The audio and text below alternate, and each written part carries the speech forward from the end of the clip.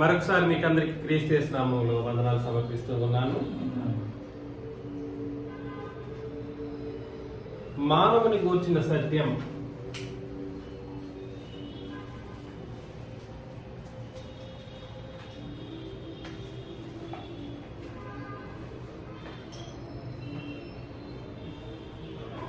ఎన్నవది part అండి ఇది?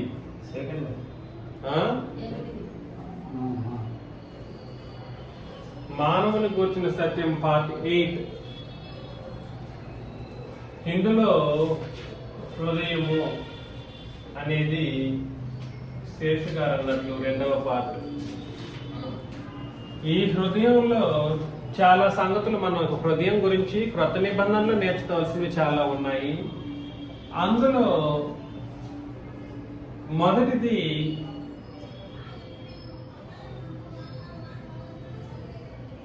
ఆలోచన.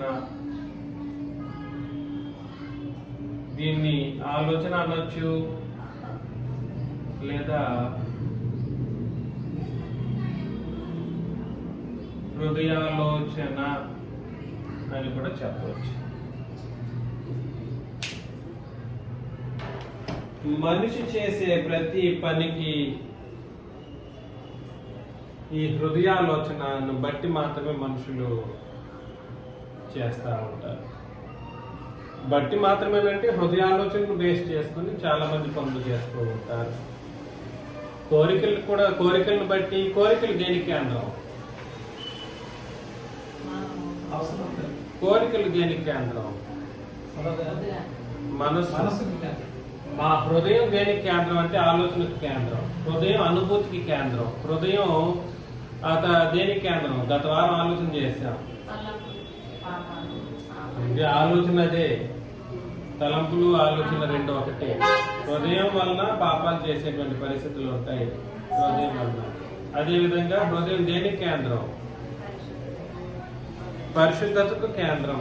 హృదయం పాపానికి కేంద్రమే. హృదయము కేంద్రంగా ఉండి నిబంధనలు నడుచుకోనేటువంటి పరిస్థితుల్లో మనం అందరం ఉండాల్సినటువంటి విషయాలు ఉన్నాయని. హృదయం ప్రేమకు కేంద్రం. హృదయం విశ్వాసానికి కేంద్రం. ఇంకా చాలా సంగతులు మనం పరిశీలన చేస్తాం.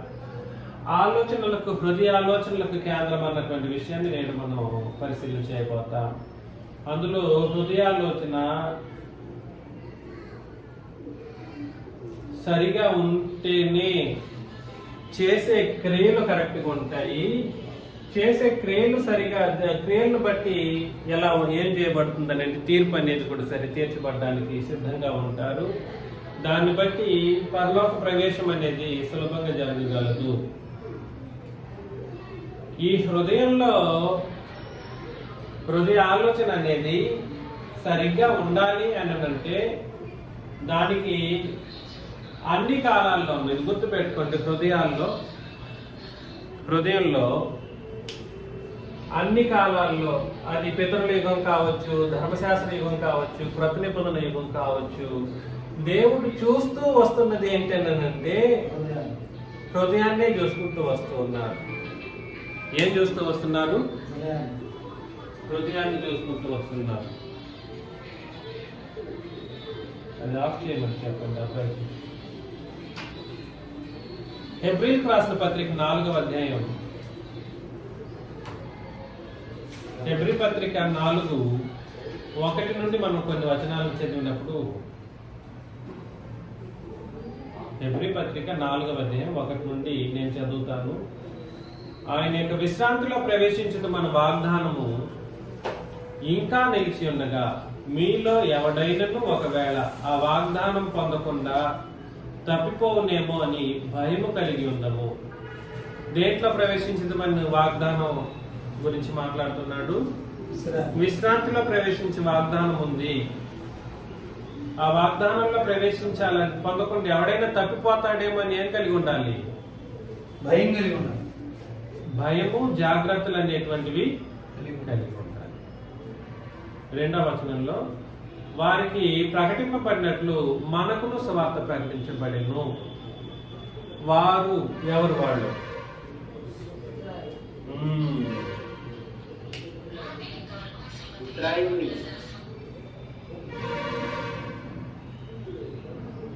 వాళ్ళు వారికి ప్రకటింపబడినట్లు మనకును సువార్త. మనం అనేవాళ్ళు ఎవరు? కరెక్ట్ అండి. మనం అనేవాళ్ళేమో సంఘము, వాళ్ళెవరు? ఇశ్రాయేలు. వారికి ప్రకటింపబడినట్లు మనకును సువార్త ప్రకటింపబడిను, కానీ వారు వినిన వారితో విశ్వాసము గలవారై కలిసి ఉండలేదు గనుక విన్న వాక్యము వారికి నిష్ప్రయోజనమైనదాయను అని అన్నాడు. వాళ్ళ వాక్యం ఏమిటి? వాళ్ళు విన్న వాక్యం ఏమిటి? కరెక్ట్, ధర్మశాస్త్రం. వాళ్ళు విన్న వాక్యం ఏమిటి? ధర్మశాస్త్రం. వాళ్ళు ఏం చేయలేదనంట? వినిన వారితో విశ్వాసం గల వారి కలిసి ఉండలేకపోయారు. అంటే ఏకభావము, ఏక ఆలోచన, ఏక హృదయం అనేటువంటిది వాళ్ళకి లేకపోయింది గనుక విన్నా కూడా సరే అలాంటి వాక్యం వాళ్ళకి ఏమైపోయిందనంటే నిష్ప్రయోజనమైపోయింది. కాగా జగత్పునాది వేయబడినప్పుడే ఆయన కార్యములన్నీ సంపూర్తి అయి ఉన్నను. ఈ విశ్రాంతిని గురించి నేను కోపముతో ప్రమాణం చేసినట్టు వారు నా విశ్రాంతిలో ఏం చేయలేరు. వీళ్ళకి విశ్రాంతిలో ప్రవేశము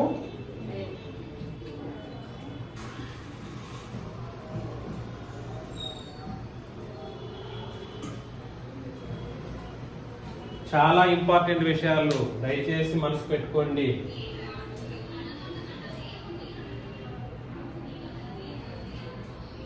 దేవుడు కోపంతో వాళ్ళతో ప్రమాణం చేశారు.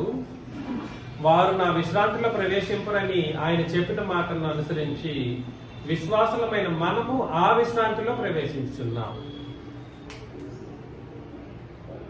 వాళ్ళకి సువార్త ధర్మశాస్త్రం ప్రకారం, మనకు సువార్త క్రొత్త నిబంధన ప్రకారం.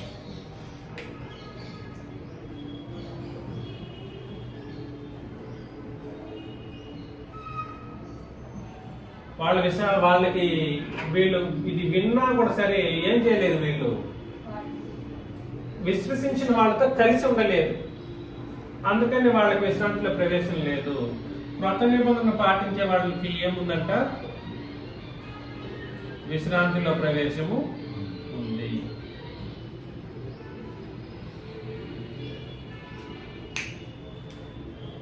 మరియు దేవుడు 7వ దినమందు తన కార్యములన్నిటిని ముగించి విశ్రమించును అని 7వ దినమును గూర్చి ఆయన ఒక చోట చెప్పి ఉన్నాడు. ఇదియును గాక ఈ చోటుననే వారు నా విశ్రాంతిలో ప్రవేశింపరని చెప్పి ఉన్నాడు. ఇదియును గాక ఈ చోటునే వారు నా విశ్రాంతిలో ప్రవేశింపరు అని చెప్పి ఉన్నారు. కాగా ఎవరో కొందరు విశ్రాంతిలో ప్రవేశించుదురన్న మాట నిశ్చయం గనుకను ముందు సువార్త విన్న వారు అవిధేయత చేత ప్రవేశింపలేదు. విశ్రాంతిలో ప్రవేశించడన్న మాట నిశ్చయం, కాకపోతే సువార్త వినిన వారు అవిధేయత చేత ప్రవేశింపలేదు. కాబట్టి వీళ్ళకి ఏముంది? అవిధేయత. వీళ్ళు ప్రవేశించకపోవడానికి కారణం ఏమిటి? ఈ విన్నటువంటి దానికి అవిధేయులయ్యారు.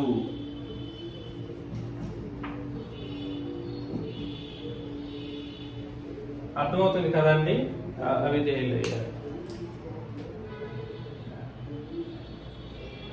గనుకను నేడు మీరు ఆయన మాట వినిన ఎడల మీ హృదయములను కఠినపరచుకొనకూడని వెనుక చెప్పబడిన ప్రకారం ఇంతకాలమైన తర్వాత దావీదు గ్రంథంలోనే నేడని ఒక దినమును నిర్ణయించి ఉన్నాడు. కాబట్టి మీ హృదయములు కఠినపరచుకొనకూడి. వీళ్ళ హృదయాలు ఎలా ఉన్నాయి?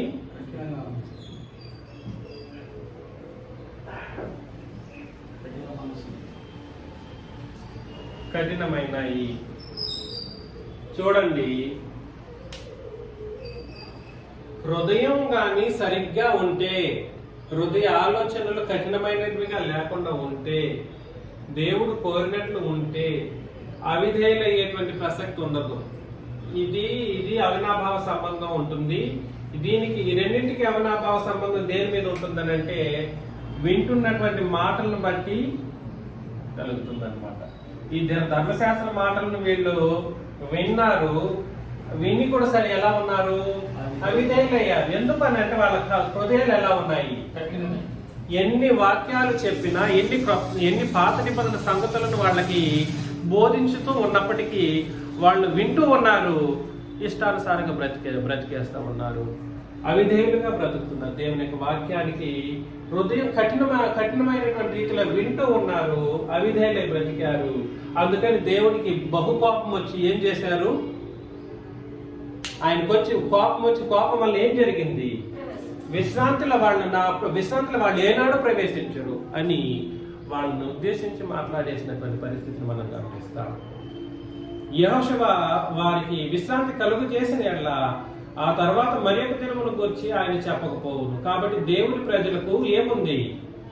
విశ్రాంతి నిలిచి ఉంది. ఎందుకనగా దేవుడు తన కార్యములను ముగించి విశ్రమించిన ప్రకారం ఆయన ఒక విశ్రాంతిలో ఆయన యొక్క విశ్రాంతిలో ప్రవేశించిన వాడు కూడా తన కార్యములను ముగించి విశ్రమించును. కాబట్టి అవిధేయత వలన వారు పడిపోయినట్లుగా మనలో ఎవడునూ పడిపోకుండా ఆ విశ్రాంతిలో ప్రవేశించుటకు జాగ్రత్త పడుదుము. ఎందుకనగా దేవుని వాక్యము సజీవమై బలము గలదై రెండంచులు గల ఎటువంటి ఖడ్గము కంటేనూ వాడిగా ఉండి ప్రాణాత్మలను, కీళ్లను, మూలుగును విభజించినంత మట్టుకు దూర్చు హృదయం యొక్క తలంపులను, ఆలోచనలను ఏం చేస్తుంది? ఏ దేవుని వాక్యం ఇక్కడ చెప్తున్నటువంటి దేవుని వాక్యము? ఈ క్రొత్త నిబంధన నిన్ను అవిధేయుడిగా నిలబెట్టదు, నిన్ను విధేయుడిగా చేసేటువంటి పరిస్థితుల్లో తీర్చిదిద్దుతుంది.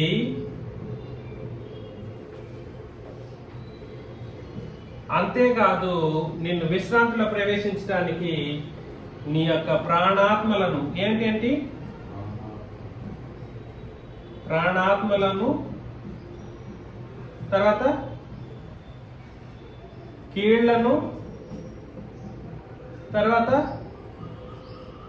మూలుగును ఏంటి ఎవరు మాట్లాడట్లేదు. విభజించినంత మట్టుకు దూరుచు హృదయం యొక్క అంటే హృదయం యొక్క తలంపులన్నా హృదయాలోచనలను కూడా సరే ఏం చేస్తుందంట? శోధించడం అంటే ఇక్కడ చెప్పబడినటువంటి శోధించడం అనేది ఏమిటంటే అది సరైనదా కాదా అనేది అనే విషయాన్ని, అది సరైనదైతే సరి, రాంగ్ అయితే రాంగ్ అని తెలియజేసేటట్లుగా ఈ దేవుని వాక్యం అని చెప్పబడినటువంటి క్రొత్త నిబంధన హృదయ ఆలోచనలే కాదు ప్రాణాత్మలను, కీళ్లను సైతం, మూలుగును సైతం ఏం చేయగలుగుతుందని అంటే విభజించినంత మట్టుకు దూరిపోతుంది అన్నమాట. నేనేం చెప్పడానికి ప్రయత్నం చేస్తున్నానంటే హృదయాలోచన అనేది సరిగా ఉండడానికి అయినటువంటి ప్రయత్నంలో ఒక నిబంధన అటర్ ఫ్లాప్ గా ఫెయిల్ అయిపోయింది. నిబంధన ప్రజలు ఫెయిల్ అయ్యారు. అందుకోసం వాళ్ళు ఎక్కడికి వెళ్ళాలి? వాళ్ళ కారణం ఏంటంటే ఈ నిబంధన వాక్యానికి వీళ్ళు అవిధేయులై బ్రతికారు. విన్నటువంటి వారితో కలిసి ఉండలేని పరిస్థితిలో ఉన్నారు. వాళ్ళ యొక్క హృదయం కూడా ఎలా ఉండింది? ఆ టైంకి కఠినమైనదిగా ఉండింది. దేవుని మాటలను అంగీకరించేటువంటి స్థితిలో వాళ్ళు లేని కారణాన్ని బట్టి విశ్రాంతుల ప్రవేశం అనేది వాళ్ళకి దొరకకపోయింది. అయితే క్రొత్త నిబంధనల ప్రకారం ఎందరైతే బ్రతకడానికి ముందుకు వస్తారో వాళ్ళు ఏం చేస్తారు? క్రొత్త నిబంధన ప్రకారం వచ్చిన వాళ్ళకి విశ్రాంతిలో ప్రవేశం అనేది ఖాయం, వాగ్దానం చేయబడింది. కారణం ఏమిటంటే ఈ క్రొత్త నిబంధన ప్రతి మనిషిని యొక్క ప్రాణాత్మలను, కీళ్లను, మూలుగును, హృదయాలోచనలను ఏం చేస్తుంది? శోధిస్తుంది, ఆపరేషన్ చేస్తుంది. శోధించడం అంటే అర్థం ఏమిటి? ఆపరేట్ చేస్తూ ఉంటుంది. నీ ప్రాణాత్మలకు అంటే ప్రాణం అంటే ఏమిటి? ఈ శరీరం ఏమిటి? ఈ ప్రాణం యొక్క దేనికి ఉంటుంది? శరీరానికి ప్రాణం ఉంటుంది, ఆత్మకి ఏముంటుంది? జీవం ఉంటుంది. కాబట్టి భూమి మీద మనం బ్రతికినంత కాలం ఈ ప్రాణాన్ని నిలబెట్టడానికైనా కూడా సరే దేవుని యొక్క వాక్యము మనల్ని హెచ్చరిస్తూ ఉంటుంది. కాబట్టి ప్రాణాత్మలను, కీళ్లను, మూలుగును, హృదయాలోచనలు సహితం శోధించే పరిస్థితిలో మనం ఉన్నప్పుడు మనం ఎలా ఉండగలుగుతామనంటే నిజముగా దేవునికి అది అది ఎలాంటిదంటే దేవుని వాక్యం సజీవము గలదై బహుబలము గలదై రెండంచులు గల ఎటువంటి ఖడ్గము కంటేను వాడిగా ఉంది.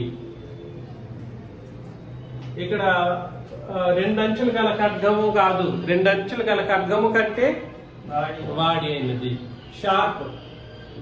ఆ విషయం మనకు అర్థం కావాలి. కాబట్టి హృదయ ఆలోచన సరిగా ఉండాలంటే ఏ నిబంధన ప్రకారం మనం బ్రతుకును సాగించాలి? క్రొత్త నిబంధన ప్రకారం బ్రతుకును సాగించాలి.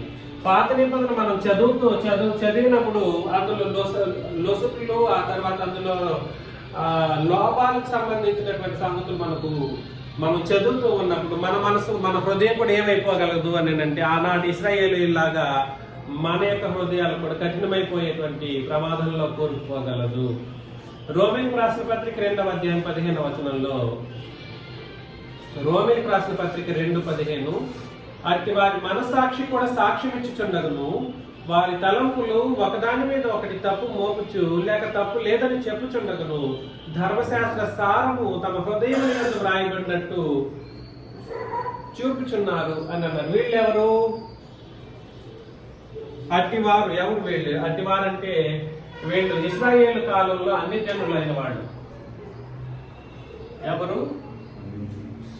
ఇశ్రాయేలు కాలంలో అన్ని జనులైన పడినటువంటి ప్రజలు ఎవరైతే ఉన్నారో వాళ్ళ యొక్క పరిస్థితి గురించి మాట్లాడుతూ ఉన్నాడు.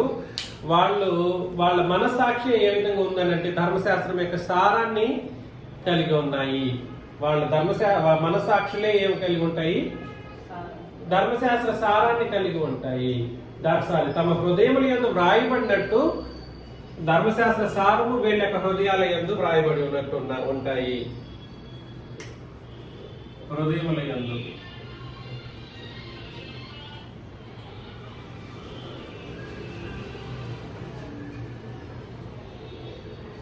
అన్ని జనుల యొక్క హృదయం అందు కూడా సరే ధర్మశాస్త్ర సారం ఆనాడు ఉండేటువంటిది. ఏంటంటే ఇప్పుడు కూడా సరే సామాన్యంగా లోకంలో ఉన్న మనుషుల దగ్గరికి వెళ్ళి అబద్ధం చెప్పొచ్చా చెప్పకూడదని అంటే వాళ్ళు ఏమంటారు? చెప్పొచ్చు అంటారా? చెప్పకూడదు అంటారు. దొంగతనం చేయొచ్చు అంటారా? చేయకూడదని అంటారా? చేయకూడదని అంటారు. ఇది భౌతికంగా ప్రతి మానవాళికి తెలిసినటువంటి ఒక పరిస్థితియే. ధర్మశాస్త్రంలో చెప్పబడిన ప్రతి 10 ఆజ్ఞలు కూడా సరే ఏవైతే ఉన్నాయో వాటినన్నింటినీ లోకం కూడా సరే అంగీకరిస్తుంది. అందుకని ధర్మశాస్త్ర సారం ఎక్కడుంది? వాళ్ళకి హృదయముల యందు ఉంది. అందుకే చెబుతున్నాను, అన్ని కాలాలలోనూ నిబంధనాత్మకమైనటువంటి పరిస్థితుల్లోనే హృదయాలు అనేవి బేరీజ్ వేయబడ్డాయి. ఎలాగా? నిబంధనాత్మకమైనటువంటి పరిస్థితుల్లో మాత్రమే హృదయాలు అనేవి బేరీజ్ వేయబడ్డాయి. వీళ్ళకి ధర్మశాస్త్ర సారం హృదయముల యందు ఉంది. వీళ్ళకి చెప్పినప్పుడు సరే వీళ్ళ హృదయాలు ఎలా ఉన్నాయి? కఠినంగా ఉన్నాయి. సంఘంలో ఉన్న వాళ్ళ హృదయాలు ఎలా ఉన్నాయి? ఎలా ఉండాలి అని అంటే ఒకవేళ కఠినమైనటువంటి హృదయంగా ఉన్నా కూడా సరే ఈ క్రొత్త నిబంధన బోధ నిన్ను అలా విడిచిపెట్టదు. ఈ రోజు కాకపోయినా రేపటికైనా ఏం చేయగలుగుతుంది? నీ హృదయాలోచనలు శోధించి నాయనా నీ ఆలోచన తప్పు, నువ్వు మార్చుకో అని హెచ్చరిక చేయగలిగినంత గొప్పది క్రొత్త నిబంధన యొక్క బోధ అన్నమాట. దేవుని వాక్యం రెండంచులు కలిగిన ఖడ్గము కంటే ఎటువంటిది? వాడి అయినది. అది కోసేస్తా ఉంటది. తప్పు అంటే తప్పును పక్కన పెడతా ఉంటది. ఇది రైట్ అని అంటే అది నీకు కావాలని హృదయం యొక్క ఆలోచనను ప్రోత్సహిస్తూ ఉంటుంది. రైట్ అయితే మాత్రం ప్రోత్సహిస్తుంది. ఏది? క్రొత్త నిబంధన బోధ. ఏది? క్రొత్త నిబంధన బోధ. కొరింథీయులకు రాసిన మొదటి పత్రికలో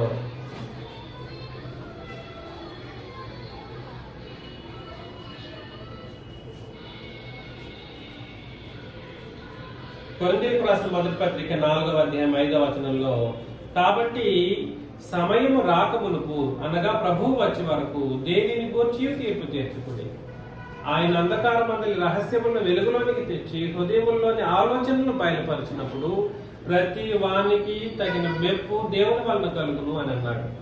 కాబట్టి పరిస్థితి ఏమిటంటే సంఘంలో ఉన్న వాళ్ళ యొక్క విషయం ఏమిటంటే క్రొత్త నిబంధన బోధ ప్రకారం హృదయ ఆలోచనలు శోధించబడినప్పుడు తప్పని ఆలోచన మనం కలిగి మనం వదిలేస్తే సంతోషం, లేదని అంటే ఏం చేయబడతారు? తీర్పుకు సిద్ధపరచబడిన వాళ్ళు అవుతారు.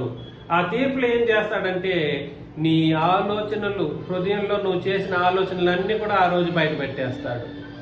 మనోళ్ళు అంటా ఉంటారు, ఒక క్రియను బట్టి తీర్పు అని అంటారు. క్రియను బట్టి మాత్రమే కాదు, నువ్వు ఏమేమి ఎవరెవరి గురించి ఎంతెంత ఆలోచన చేసి పెట్టుకున్నావో ఆ ఆలోచనలు కూడా వెలుగులోనికి తెచ్చేస్తాడన్నమాట ఆ రోజు.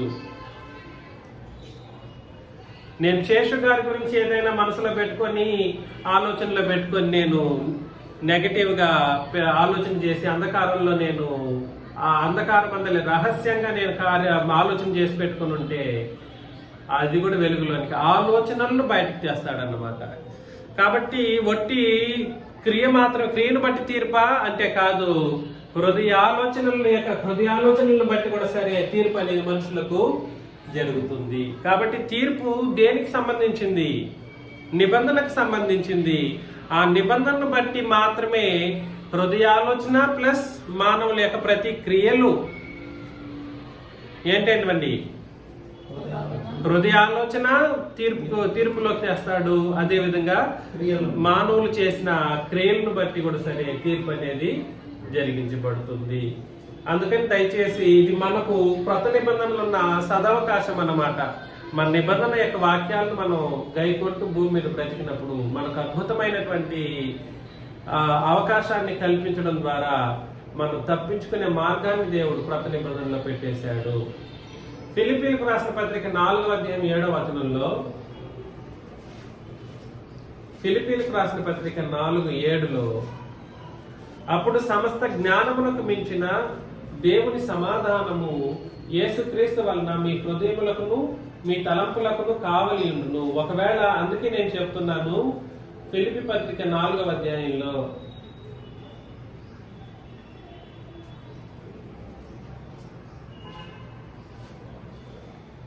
5 నుండి చదువుతాం. మీ సహనమును సకల జనులకు తెలియబడినీయుడు. ప్రభు సమీపముగా ఉన్నాడు. దేనిని గూర్చి చింతపడకుడి గాని ప్రతి విషయంలోనూ ప్రార్థన విజ్ఞాపనముల చేత కృతజ్ఞతాపూర్వకముగా మీ విన్నపములు దేవునికి తెలియజేయండి. అప్పుడు సమస్త జ్ఞానములకు మించిన దేవుని సమాధానం యేసుక్రీస్తు వలన మీ హృదయములకును మీ తలంపులకును కావలి ఉండును అని అన్నాడు అనమాట. కాబట్టి పరిస్థితి ఏమిటనంటే మన హృదయాలోచనలో తప్పులు జరిగినా కూడా సరే మనం ఏం చేసేయాలి? దేవుని ఎదురు తీసుకెళ్లి ప్రార్థన విజ్ఞాపనల్లో నాయన ఇది జరిగిపోయింది. నేను అందుకే చెప్తున్నాను, మనం చేసే ప్రతి తప్పిదము, చేసే క్రియ తప్పిదం, పాపమును కూడా సరే మనం ప్రతి ప్రార్థనలోనూ క్షమాపణ వేయడం అనేది నేర్చుకోవాలి. అదే విధంగా హృదయాలోచనలో కూడా సరే ఏమైనా తప్పిదాలు జరిగిపోయినట్లయితే, ఆలోచనలో తప్పులు జరిగినా కూడా సరే మనం ఏం చేయాలంట? ప్రతి చిన్న విషయాన్ని దేవుని దగ్గరికి తీసుకెళ్లి మన ప్రార్థనలో వేడుకోవాల్సినటువంటి బాధ్యత మనకుంది. చింతపడాల్సిన అవసరం లేదు, చింతపడకూడదు, దుఃఖపడకూడదు, సహనంగా ఉండాలి అని చెబుతూ ప్రార్థన విజ్ఞాపనల చేత కృతజ్ఞతాపూర్వకంగా మీ విన్నపములు దేవునికి తెలియజేయండి. అప్పుడు సమస్త జ్ఞానమునకు మించిన దేవుని సమాధానము యేసుక్రీస్తు వలన మీ హృదయములకును మీ తలంపులకును. కాబట్టి హృదయము ఆలోచనలకు లేదా తలంపుకు కేంద్రం అన్నప్పుడు నువ్వు ఏది ఆలోచన చేయాలో డిసైడ్ చేసేది కూడా నీ దగ్గరే ఉంది.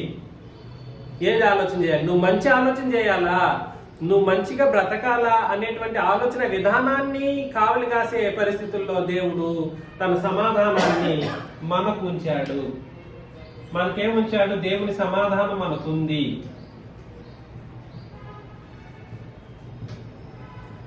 దేవుని సమాధానం ఏం చేస్తుందనంటే, ఈయన యొక్క సమాధానం ఏం చేస్తుంది? మన హృదయంలోని తలంపులకు కావలి కాస్తుంది. ఏం చేస్తుంది? కావలి కాస్తుంది. దేవుని సమాధానం మన హృదయం యొక్క ప్రతి తలంపులకు కావలి కాస్తుంది. ఎప్పుడు కాస్తుంది చెప్పండి? ఎప్పుడు కాస్తుంది? ఎప్పుడు కాస్తుంది? ఇప్పుడే కదా చెప్పాం. ఎప్పుడు కాస్తుంది? మన ఆలోచనలు సరిగా లేకపోయినా విన్నపములు ప్రార్థనలు చేయడం ద్వారా. ఏంటి? అదే కదా మనం చదివింది. ప్రతి విషయంలోనూ ప్రార్థన విజ్ఞాపన ప్రతి విషయంలోనూ ప్రార్థన విజ్ఞాపనల చేత కృతజ్ఞతాపూర్వకంగా మీ విన్నపములు దేవునికి తెలియజేయడి. అప్పుడు ఏం చేస్తాడు? తన సమస్త జ్ఞానమునకు మించిన దేవుని సమాధానాన్ని మన ఎదుకు పంపించి సమాధానంగా మనల్ని సమాధానం చేసి, నువ్వు ఎందుకు చింతపడతావు, నువ్వు ఎందుకు బాధపడుతున్నావు, సరే తప్పుగా ఆలోచన చేసావు, నేను క్షమించేశానులే, నువ్వు ఇంక మీద తప్పుగా ఆలోచన చేయకు అనేటువంటి ఒక అభయ హస్తాన్ని మనకు అనుగ్రహించడం ద్వారా దేవుని సమాధానం మనల్ని, మన హృదయ ఆలోచనలు ఏం చేస్తూ ఉంటుందంటే కావలి కాస్తూ ఉంటుంది. నువ్వు ఆ నెగటివ్ థాట్స్ లో వెళ్ళిపోకుండా, పాపపు ఆలోచనల్లో వెళ్ళిపోకుండా నిన్ను నిలబెట్టగలుగుతుంది దేవుని యొక్క సమాధానం. కాబట్టి దేవుని సమాధానం ఏం చేస్తుంది అని అంటే, నీ హృదయ తలంపులకు ఏం చేస్తుంది? కావలి కాస్తుంది. ఎప్పుడు కాస్తుంది? ప్రతి విషయంలోనూ ప్రార్థన విజ్ఞాపనలను మనం దేవునికి సమర్పిస్తూ సహాయం కోరినప్పుడు. అర్థమవుతుంది కదండి? అది ఇలాంటి అవకాశం వాళ్ళకి లేదు. ఇశ్రాయేలీయులకి ఎలాంటి అవకాశం లేదు. ఇలా ప్రార్థన కొత్త నిబంధన రోమిలకు రాసిన పత్రిక 2వ అధ్యాయం 5లో, రోమిలకు రాసిన పత్రిక 2వ అధ్యాయం 5ను మనం చదివినప్పుడు, నీ కాఠిన్యమును మార్పు పొందని నీ హృదయమును అనుసరించి ఉగ్రత దినమందు, అనగా దేవుని న్యాయమైన తీర్పు బయలుపరచబడి దినమందు నీకు నీవే ఉగ్రతను సమకూర్చుకుంటావు అని అన్నాడు అనమాట. ఇక్కడ 2వ అధ్యాయం 5వ వచనంలో ఎవరి గురించి మాట్లాడుతున్నాడు అని అంటే, ఇశ్రాయేలీయుల గురించి మాట్లాడుతూ ఉన్నాడు. ఈ ఇశ్రాయేలీయుల యొక్క హృదయాలు ఎలా ఉంటాయంట? కఠినంగాను మార్పు చెందని వాటిగాను ఉంటుంటాయి. అందువలన వాళ్ళకి ఏం కలుగుతుంది? ఉగ్రత. మనకేం కలుగుతుంది? దేవుని సమాధానం. ఇక్కడ వీళ్ళకి దేవుని ఉగ్రత. సమాధానం, ఉగ్రత రెండు వ్యతిరేకమైనటువంటి పదాలు. సమాధానం, ఉగ్రత రెండు వ్యతిరేకమైన పదాలా లేదా సమానమా? కాబట్టి నేనేం చెప్పడానికి ప్రయత్నం చేస్తున్నానంటే, వాళ్ళు ఎలాగైతే హృదయాన్ని కఠినం చేసుకొని దేవుని ఉగ్రతకు పాత్రలు అయ్యారో, మనం హృదయాన్ని కఠినపరచుకుంటే మనం కూడా సరే అదే ఉగ్రత కిందకి పంపించి వేయబడతాం. అందుకని మన హృదయాలోచనలు శోధించబడేటువంటి కోణంలో మన తలంపులను కావలి కాయటానికి ముందు మనమే ఏం చేయాలి? దేవుని సన్నిధానంలో ప్రార్థనలు విజ్ఞాపనలు చేయాల్సినటువంటి బాధ్యత మనకందరికీ ఉంది. దయచేసి గుర్తించండి. కొంతమంది చాలా మంది ఏమంటుంటారంటే, దేవుని యొక్క మాటలు నా హృదయాల్లో ఉంటాయి అని చెప్పేసి చాలా చాలా మాటలు చెప్తా ఉంటారు. ఒక నిబంధన ఏమో మనుషులని అవిధేయత వైపును, హృదయ కాఠిన్యం వైపును నడిపించింది, దేవుని ఉగ్రత వైపు నడిపించింది. ఆ తర్వాత విశ్రాంతిలో ప్రవేశం లేని స్థితిలోకి దిగజార్చేసింది. మరొక నిబంధన ఏమో విశ్రాంతిలో ప్రవేశాన్ని కళ్ళ కట్టినట్టు కనపరిచింది. విధేయులుగా తీర్చగలిగేంత గొప్పది. ప్రాణాత్మలను, కేళ్లను, మూలుగును, హృదయ ఆలోచనలు సహితం శోధించి నాయన అది తప్పు అని చెప్పగలిగే అంత సామర్థ్యం కలిగినది. నిన్ను దేవుని సమాధానంతో నీ హృదయ ఆలోచనలు సహితం తప్పుగా ఉండకుండాన్నట్లు కావలి కాసే అంత గొప్పది. ఈ రెండింటిని కలిపి బోధించే మనుషుల యొక్క పరిస్థితులు ఎలా ఉంటాయంటే, రెండింటిని కలిపి బోధించి మన జీడి గారు ఆయన బ్రతికినప్పుడు ఆయన ఇచ్చిన పెద్ద స్టేట్మెంట్ ఏమిటన్నాడంటే, పాత నిబంధన భక్తిని బోధిస్తుంది అని అన్నారు. దేన్ని బోధిస్తుంది? పాత నిబంధన భక్తిని బోధిస్తుంది. కాబట్టి పాత నిబంధన భక్తిని బోధిస్తే నువ్వు నరకంలో వెళ్ళి పడిపోతావు నాయన అని క్రొత్త నిబంధన చట్టం చెప్పింది. ఎక్కడికి వెళ్ళిపోతారు వీళ్ళు? నరకంలోకి వెళ్ళిపోతారు. యాకోబు పత్రిక 1వ అధ్యాయం 26.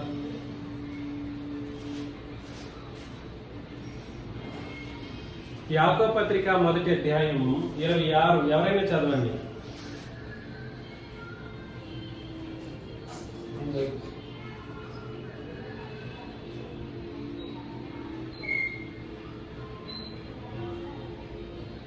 ఎవడైనా నోటికి కళ్ళం పెట్టుకొనక తన హృదయమును మోసపరుచుకుని భక్తి కలవాడని అనుకుని నీ ఎడల వాని భక్తి వ్యర్థమే. క్షమించండి, 22 నుండి నేను చదువుతాను. మీరు వినువారు మాత్రమై ఉండి మిమ్మల్ని మీరు మోసపుచ్చుకొనకుండా వాక్య ప్రకారం ప్రవర్తించే వారునై ఉండుడి. ఎవడైనను వాక్యమును వినువాడై ఉండి దాని ప్రకారం ప్రవర్తింపని వాడైతే వాడు అద్దంలో తన సహజముఖమును చూచుకొని మనుషుని పోలి ఉన్నాడు. వాడు తను చూచుకొని అవతలికి పోయి తానెట్టి వాడు వెంటనే మర్చిపోవును కదా. అయితే స్వాతంత్ర్యమునిచ్చి సంపూర్ణ నియమములో తేరి చూచి నిలకడగా ఉండువాడెవడో వాడు విని మర్చివాడు కాక క్రియలు చేయవాడై ఉండి తన క్రియలో ధన్యుడగును అని అన్నాడు అన్నమాట. క్రొత్త నిబంధనలో ఇంకో మాట నేను చెబుతున్నాను, గుర్తుపెట్టుకోండి. ధన్యత అనేటువంటి పదజాలం చాలా చాలా తక్కువగా వాడబడింది. పాత నిబంధనలో ధన్యత అనే పదజాలాలు ఎక్కువగా, అంటే చాలా వచనాలతో వాడబడింది. ఒక 2 వచనాలు మాత్రమే క్రొత్త నిబంధనలో ధన్యత అనేటువంటి పదజాలంతో వాడబడింది.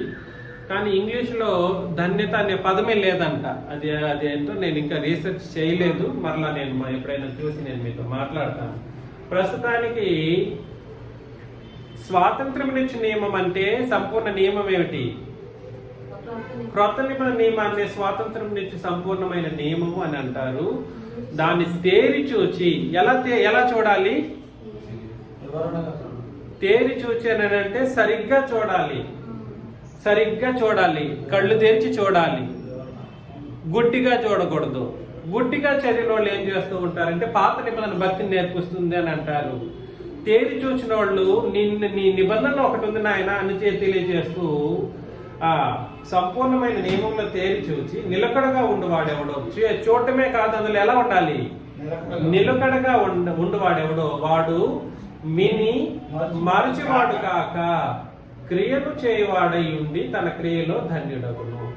ఎవడైనను నోటికి కళ్ళెం పెట్టుకొనక తన హృదయమును మోసపరచుకొనుచు భక్తి గలవాడనని అనుకుని నేర్లా వాని భక్తి వ్యర్థమే. కాబట్టి ఇక్కడ హృదయం మోసపరచబడేటువంటి పరిస్థితుల్లో వింటున్నటువంటి బాధ రెండింటిని కలిపినటువంటి బాధ అయిందనుకోండి, హృదయం ఏమైపోతుంది? మోసపరచబడిపోతుంది. ఎందుకంటే ఇదేమో నిన్ను భక్తిలో నడిపించలేనటువంటిది. నిన్ను భక్తిగాను విశ్వాసం యొక్క క్రియారూపమే భక్తి అని చాలా సందర్భాల్లో మనం ఆలోచన చేశాం. నీ విశ్వాసము క్రియారూపం దాల్చే పరిస్థితుల్లో నీతి భక్తి అనేటువంటివి 2 కలుగుతూ ఉంటాయి.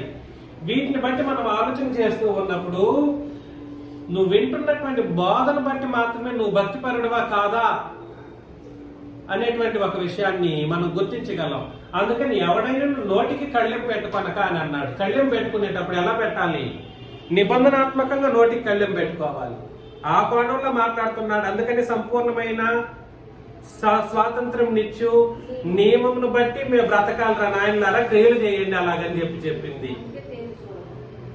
అర్థమవుతుంది కదా నేను చెప్పేది? ఎవడైనా కళ్ళెం పెట్టుకొనక, నోటికి కళ్ళెం పెట్టుకొనకంటే ఇష్టారాజ్యం మదర్బోతులు బోధ గురించి కాదు మాట్లాడుతున్నది. ఇక్కడ చాలా మంది ఏమంటారంటే నోటికి కళ్ళెం పెట్టుకో అనేసి వదరబోతుల గురించి మాట్లాడుతున్నట్టు ఇక్కడ వదరబోతు గురించి కాదు మాట్లాడుతున్నది.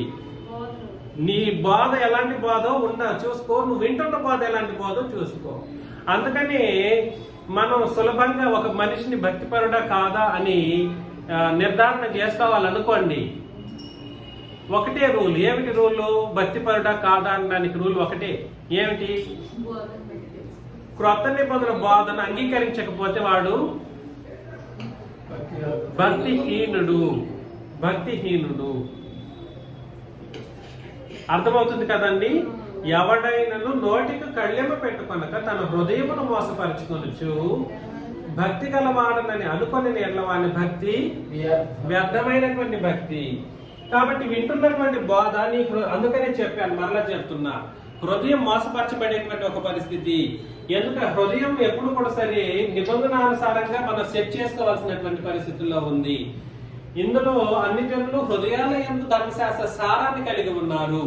ఇందులో వీళ్ళు కూడా సరే హృదయాల్లో కలిగి ఉండవలసినటువంటి పరిస్థితుల్లో ఉన్నప్పుడు అలా ఉండకుండా కఠినంగా వీళ్ళు తమ హృదయాన్ని మార్చుకున్నారు.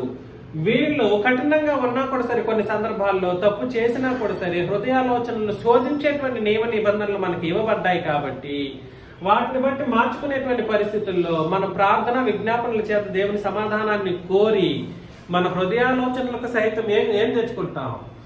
కావలి తెచ్చుకుంటూ బ్రతుకుతూ ఉన్నప్పుడు మాట్లాడేటువంటి మాటలు ఏవైతే ఉన్నాయో అవి పాత నిబంధన మాటలు కాకుండా క్రొత్త నిబంధన మాటలు. కళ్ళెం పెట్టడం అంటే ఏమిటి అర్థం? వదలపోతు మాటకు సంబంధించింది కాదు ఇక్కడ చెప్తున్నది. కళ్ళెం అంటే ఏమిటి? ధర్మశాస్త్రం అనే మాట, ధర్మశాస్త్రం అనేటువంటి సంగతులను పక్కన పెట్టు అని అర్థం అన్నమాట. నోటికి కళ్ళెం పెట్టడం అని అంటే దేనికి సంబంధించిన మాట అది? ధర్మశాస్త్రం అనేటువంటి దానికి నువ్వేం పెట్టాలి? అడ్డు పెట్టు, కళ్ళెం పెట్టు. ఎవడైనను నోటికి కళ్ళెం పెట్టుకొనక తన హృదయమును మోసపరుచుకొనుచు. దీనికి కళ్ళెం పెట్టలేదు, ధర్మశాస్త్రానికి కళ్ళెం పెట్టలేదు అనుకోండి, హృదయం ఏమైపోతుంది? వాళ్ళలాగే కఠినమైపోతుంది. మోసపరచబడిపోతారు, అనవసరంగా మోసపోతారు. భక్తి అని అనుకుంటే అది భక్తి కాదురా నాయన అని చెప్పారు అన్నమాట. అందుకనే వీళ్ళందరూ, ఈ పాత నిబంధన భక్తులందరూ కూడా సరే, ఇప్పుడున్నటువంటి భక్తులందరూ ఎక్కడికి వెళ్తారు? వాళ్ళకి విశ్రాంతిలో ప్రవేశం ఉంటుందా? దేవుడు ప్రామిస్ చేసేసాడు, ప్రమాణం చేశాడంట. ఇలాంటి వాళ్ళు దీని ప్రకారం రావాలనుకున్న వాళ్ళు ఏం చేస్తారు? కోపంతో ప్రమాణం చేసి నా విశ్రాంతిలో వాళ్ళు ఏనాడు ప్రవేశించరు అని ఎంత తేటగా చెప్పేశాడంటే అంత తేటగా చెప్పేశాడు. ఈరోజు మీకు నేను హెచ్చరిస్తున్న విషయం ఏమిటంటే, హృదయాలోచన అనేది దేనికి ఇదిగా ఉండాలండి? హృదయాలోచన ఈక్వల్ టు క్రొత్త నిబంధన. నీ ఆలోచన అంతా కూడా సరే దేనికి అనుగుణంగా ఉండాలి అని అంటే క్రొత్త నిబంధనకు అనుగుణంగా పెట్టుకోవాలి.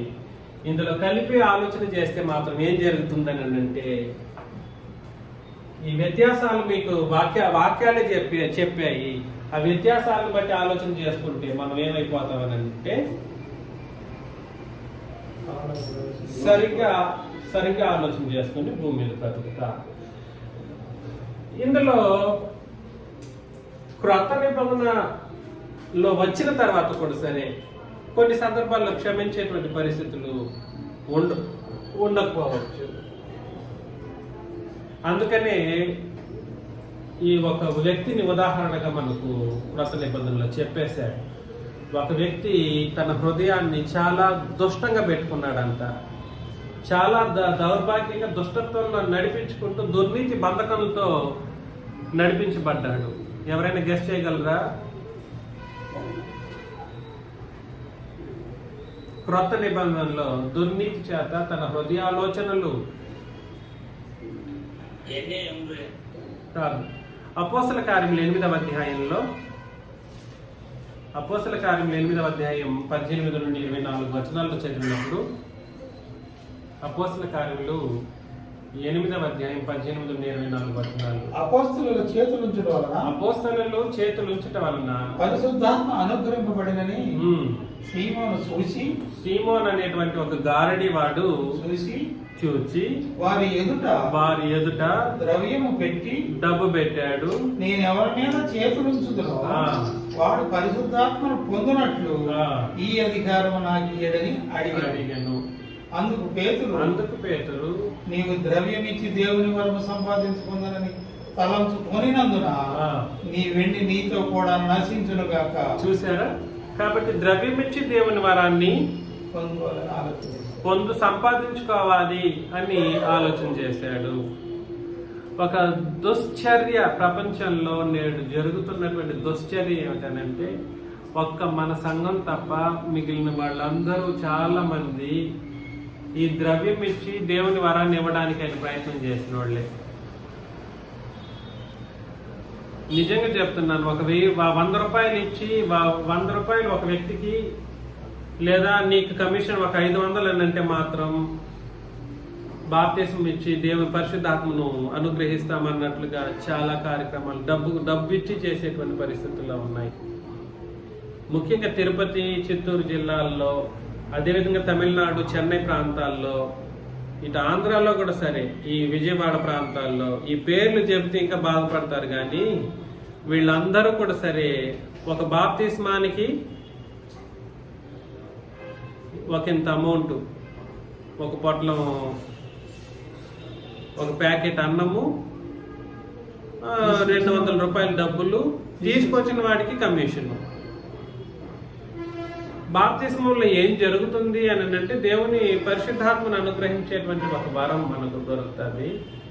ఆ వాస్తవానికి అలాగా దేవుని పని అన్నటువంటి అది బాప్తిస్మము కాదు, వీళ్ళు ఇచ్చేది ఇది కాదు. కానీ పరిస్థితి ఏమిటంటే ఆనాడు గర్వించి ద్రవ్యము పెట్టి పరిశుద్ధాత్మ అనేటువంటి వరాన్ని పొందుకోవటానికి ఆ సీమోను గారిడి అనేటువంటి వాడు ఎలాంటి తప్పిదం చేశాడో అలాంటి తప్పిదమే బాప్తిస్మం విషయంలో నేడు మన మధ్యలో ఉన్నటువంటి మనుషుల మధ్యలోని కార్యాలు జరిగిపోతూ ఉన్నాయి.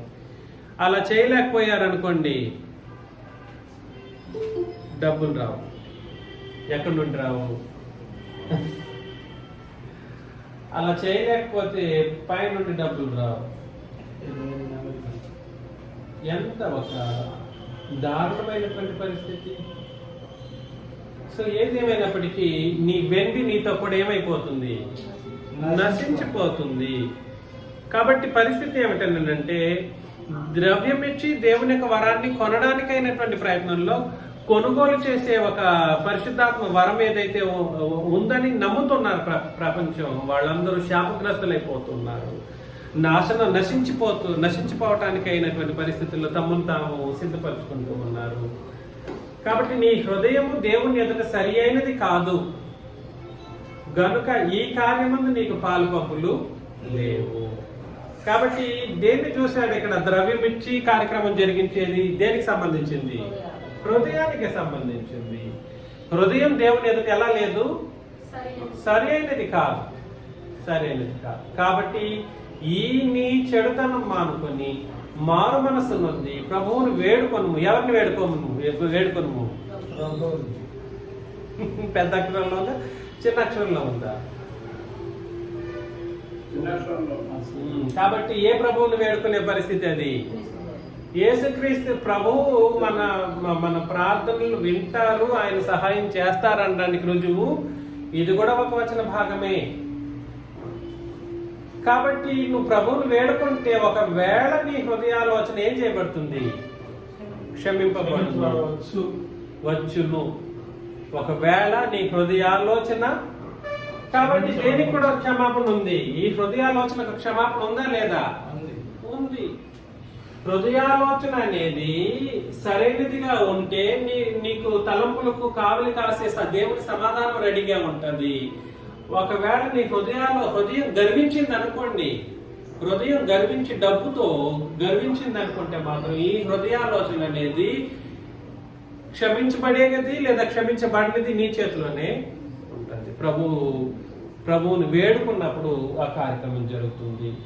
ఆ విషయాన్ని మరొక మాటలో 23లో చెప్పేశాడు. నీవు ఘోర దుష్టత్వంలో, దుర్నీతి బంధకములలో ఉన్నట్టు నాకు కనబడుచున్నదని చెప్పాను. కాబట్టి హృదయాలోచనకి ద్రవ్యం కలిసిందనుకోండి, హృదయాలోచనకి ద్రవ్యం కలిసిందనుకోండి, వాళ్ళు ఎలాంటి వాళ్ళు అయిపోతారు అని అంటే ఘోరమైన ఎలాంటి వాళ్ళు అయిపోతారు?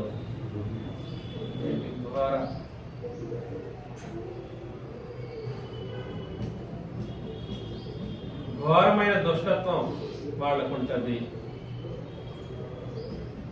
తర్వాత సమస్త దుర్నీతి వాళ్ళలో ఉంటది అన్నమాట. దుర్నీతి. అదేవిధంగా చెడుతనము వాళ్ళలో ఉంటది. ఎన్ని మాటలు వాడాడో చూడండి. ఇంకా నాశనం వైపు, వెండితో కూడా నాశనం అయిపోతారు, నాశనానికి, చివరికి నాశనమే. మరలా చెబుతున్నాను, డబ్బు కోసం దేవుని యొక్క వరాన్ని లేదా పరిశుద్ధాత్మ అనే వరాన్ని కొనడానికైనటువంటి ప్రయత్నం, కొనే పరిస్థితులు ఎవడైతే చేస్తాడో వాడి యొక్క పరిస్థితి ఇలా ఉంటది అనమాట. ఆ గారడి సీమోనికి వీడికి ఏం లేదు, ఎటువంటి తేడా లేదు. వీళ్ళు ఎలాగైతే విశ్రాంతిలో ప్రవేశం లేకుండా నాశనం పోయారో, వీళ్ళు కూడా కొత్త నిబంధన వచ్చిన తర్వాత కూడా సరే ఈ ద్రవ్యము లేదా డబ్బుకు ఆశపడి దేవుని వరాన్ని మిస్యూజ్ చేసుకోవడానికైనా ప్రయత్నం చేస్తున్నప్పుడు వాళ్ళు కూడా ఏం చేయబడతారు, వాళ్ళ పరిస్థితి ఏంటంటే ఘోరమైనటువంటి దుష్టత్వం వాళ్ళలో ఉంటది. ఎంతటి పరిస్థితుల్లోనైనా కూడా సరే ఎంతటికైనా తెగిస్తారు. వాళ్ళ దుర్నీతి సామాన్యంగా ఉండదు, ఎంత అంతా ఉండదు. అపవాది కంటే దారుణంగా ఉంటారు. అపవాది ఒకంత మేలు అన్నట్లుగా వీళ్ళ యొక్క దుర్నీతి ఉంటుంది అన్నమాట. వాళ్ళ చెడుతనం సాధారణంగా ఉంటది అన్నమాట, పీక్ లెవెల్లో ఉంటది. ఎంత చెడ్డదైనా, ఎంత కార్యాలైనా, ఎన్ని మాటలైనా వల్లిస్తూ ఉంటారు. ఇలాంటి వాళ్ళు దేనికి పాత్రలు అయిపోతారు. అర్థమవుతుంది కదండి పరిస్థితి అది. కాబట్టి హృదయాలోచనకు క్షమాపణ అనేది ఉన్నప్పటికీ కూడా సరే హృదయాన్ని ద్రవ్యానికి ఏం చేయకూడదు, హృదయాలోచనల్ని ద్రవ్యానికి ముడిపెట్టకూడదు.